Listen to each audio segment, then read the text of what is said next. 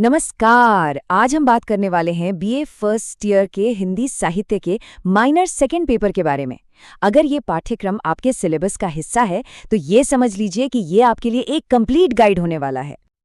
और हाँ, एक बात मैं पहले ही साफ कर दूं, यहाँ जो भी जानकारी दी जा रही है वो सीधे आपके ऑफिशियल सिलेबस से ली गई है, तो आप इस पर 100% भरोसा कर सकते हैं। ये सत्र 2025-2026 के लिए आपका एक तरह से रोड मैप है, ताकि आप अपनी पढ़ाई की प्लानिंग अच्छे से कर सके। तो आज हम क्या क्या जानने वाले हैं? सबसे पहले पेपर का एक इंट्रोडक्शन लेंगे, फिर समझेंगे कि इस कोर्स को करने के उद्देश्य क्या हैं। इसके बाद सिलेबस की गहराइयों में उतरेंगे, फिर देखेंगे कि मार्किंग कैसे होगी और आखिर में कुछ जरूरी रिसोर्स पर भी बात करेंगे। तो चलिए सबसे पहले शुरू करते हैं कुछ बेसिक मगर बहुत ही जरूरी जानकारी के साथ। तो ये कोर्स बीए फर्स्ट ईयर के लिए है और इसका नाम है आधुनिक गीत नवगीत। यह सेकंड पेपर है। एक बात पर गौर कीजिएगा, इसका क्रेडिट मान 4 है, जिसका मतलब है कि आपके फाइनल ग्रेड पर इसका अच्छा खासा असर पड़ेगा और इसके लिए कुल 100 अंक तय किए गए हैं। अच्छा, ये बेसिक बातें तो हो गईं। अब आते हैं सबसे जरूरी सवाल पर। आखिर ये कोर्स क्यों पढ़ें? इसे पूरा करने के बाद क्या नया सीखने को मिलेगा? देखिए, इस कोर्स की सबसे खास बात यह है कि ये सिर्फ किताबी ज्ञान के लिए नहीं है। इसका असली मकसद आपको अपनी जड़ों यानी भारतीय ज्ञान परंपरा और संस्कृति से जोड़ना है। ये आपके व्यक्तित्व और चरित्र को बनाने में मदद करेगा। और हाँ, करियर के लिहाज से भी ये साहित्य और दूसरे कलात्मक क्षेत्रों में आपके लिए नए दरवाजे खोल सकता है। तो चलिए अब गोता लगाते हैं सिलेबस की गहराइयों में। हम एक एक करके सभी 5 यूनिट्स को समझेंगे। अपनी नोटबुक तैयार रखिएगा, क्योंकि ये हिस्सा सबसे ज्यादा महत्वपूर्ण होने वाला है। तो पहली यूनिट एक तरह से इस पूरे कोर्स की नींव है। इसका नाम है भारतीय ज्ञान परंपरा और गीत। यहाँ से ही आगे की समझ बनेगी। इस यूनिट में हम समझेंगे कि गीत के बेसिक एलिमेंट्स क्या हैं, इसका जन्म कैसे हुआ, समय के साथ ये कैसे बदला और भारत में कौन कौन से बड़े गीत आंदोलन हुए जिन्होंने इसे एक नई पहचान दी। जब हम गीत की परंपरा को समझ लेंगे, तब दूसरी यूनिट में हमारा पूरा फोकस होगा नवगीत पर। ये क्या है? ये गीत का ही एक आधुनिक और नया रूप है। तो इस यूनिट का मेन सवाल है, आखिर ये नवगीत है क्या?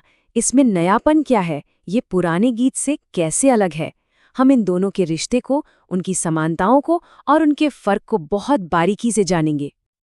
अब तक थ्योरी की बात हुई, अब हम कुछ महान कवियों की दुनिया में कदम रख रहे हैं।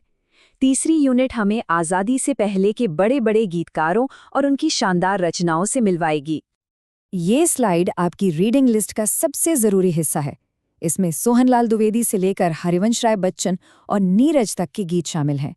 आप चाहें तो इसका स्क्रीनशॉट ले सकते हैं, क्योंकि ये कविताएं आपको पढ़नी ही हैं। इतिहास में थोड़ा और आगे बढ़ते हैं। चौथी यूनिट हमें ले जाती है आज़ादी के बाद के दौर में। यहाँ हम देखेंगे कि स्वतंत्रता के बाद गीत और नवगीत ने क्या नया रूप लिया। और ये यूनिट बहुत खूबसूरती से दिखाती है कि समय के साथ गीत कैसे बदला। राम अवतार त्यागी से लेकर माहेश्वर तिवारी तक की ये रचनाएं उस दौर के समाज की उम्मीदों और चुनौतियों की एक जीती जागती तस्वीर पेश करती हैं।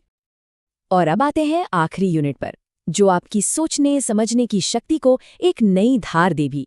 यूनिट 5 गीत की समीक्षा पर केंद्रित है। मतलब यहाँ आप एक आलोचक की नज़र से देखना सीखेंगे।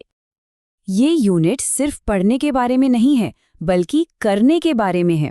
आप गीत लिखने की प्रैक्टिस करेंगे, गीतकारों का इंटरव्यू लेने की कला सीखेंगे और नवगीतों की समीक्षा लिखकर अपने विचारों को शब्द देंगे। ये एक बहुत ही प्रैक्टिकल यूनिट है। तो अगर हम पूरे पाठ्यक्रम को एक नज़र में देखें तो ये एक मजबूत इमारत की तरह है। पहली 2 यूनिट्स इसकी नींव है, अगली 2 यूनिट्स में हम कवियों और उनकी रचनाओं को पढ़ते हैं और सबसे आखिरी यूनिट में हम सीखी हुई बातों को अमल में लाते हैं। चलिए, पढ़ाई की बात तो हो गई। अब ये भी समझ लेते हैं कि मार्क्स कैसे मिलेंगे और परीक्षा का पैटर्न क्या होगा। कुल 100 अंकों को 2 हिस्सों में बांटा गया है।